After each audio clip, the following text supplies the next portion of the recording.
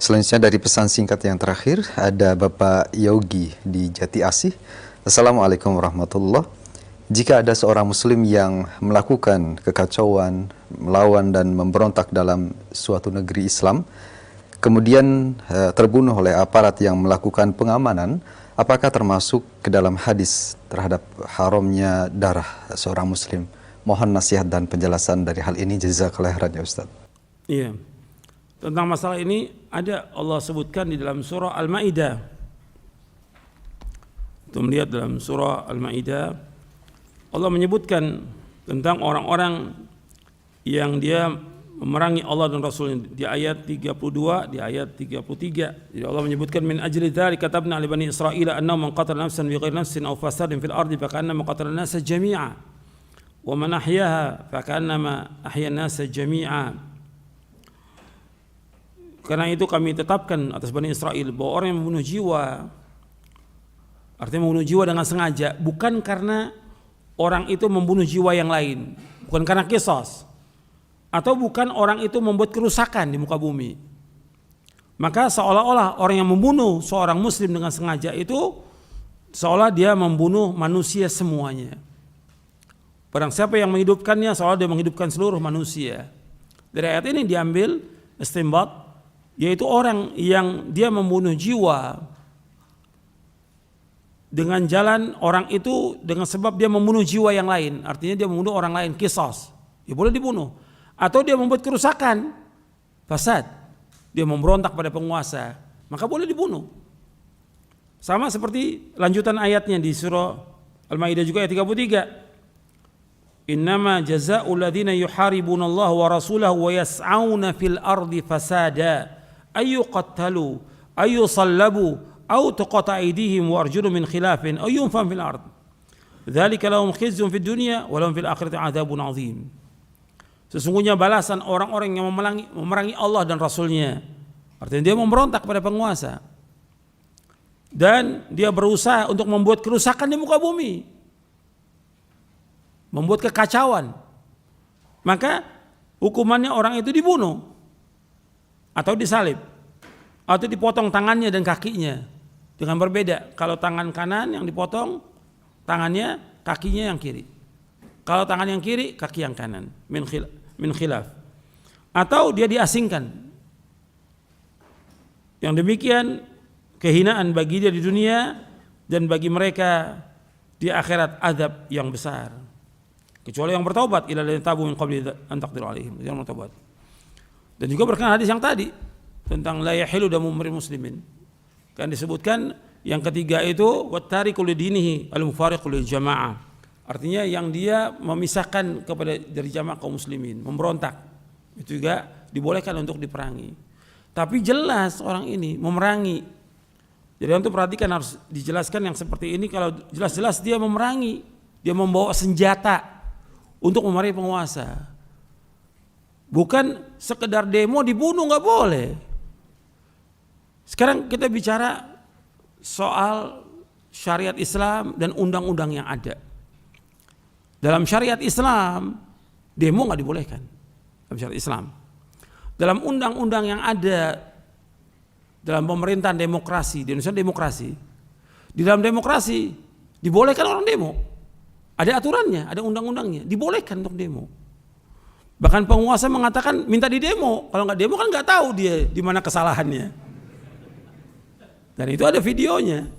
Jadi penguasanya minta untuk di demo, karena apa? Dia nggak tahu kalau dia tidak demo di mana kesalahannya. Undang-undang ada, mereka undang-undang ada, nggak boleh dia dibunuh, karena dibolehkan untuk undang-undang untuk demo. Kalau syariat Islam nggak boleh demo, tidak boleh. Apakah demo damai atau yang lain nggak boleh dalam Islam.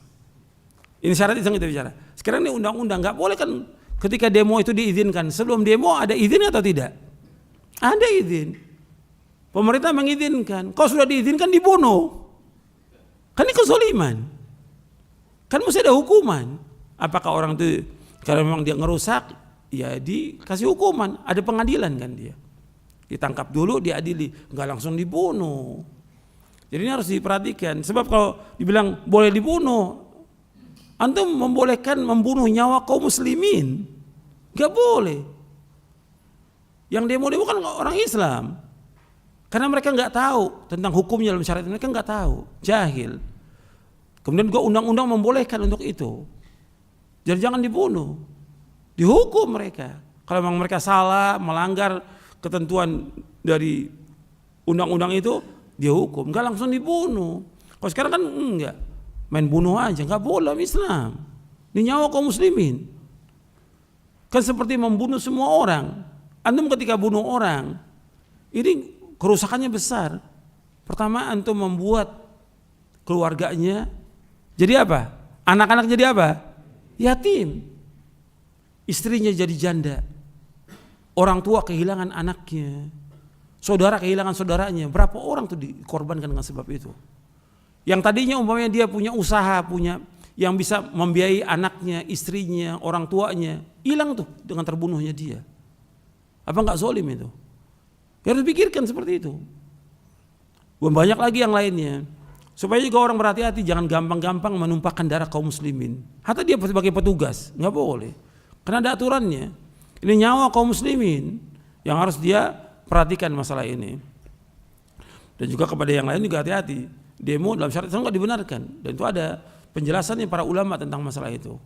Nggak akan membawa juga kepada kemaslahatan. Semua demo membawa kepada kerusakan. Jadi itu yang harus diperhatikan. Nggak ada manfaatnya membuang waktu dengan sia-sia. Kalau seandainya mau menasihati penguasa, datangi sesuai dengan syariat, bukan dengan demo. Datangi penguasa, seperti yang diperintahkan dalam Al-Quran, diperintahkan dalam hadis Nabi SAW. Kan orang yang paling jahat di muka bumi, yang mengaku sebagai Tuhan, lu banyak membunuh manusia. Siapa? Firaun. Allah menyuruh Nabi Musa, Nabi Harun mendatangi Firaun, menasihati Firaun. Ini paling zalim itu. Mengatakan dia sebagai Tuhan. Ana rabbukumul a'la. Allah mengatakan kepada Nabi Musa dan Nabi Harun, idhaba ila fir'auna innahu tagha faqula lahu qawlan layyinan la'allahu yatadhakkaru Aisyah. Adalah kamu pergi datangi Firaun itu. Kemudian katakan perkataan yang lemah lembut agar dia ingat atau dia takut kepada Allah. Jadi disuruh mendatangi, mengingatkan. Bukan dengan kasar, bukan dengan caci maki kepada penguasa, nggak boleh. Mencaci maki penguasa nggak boleh.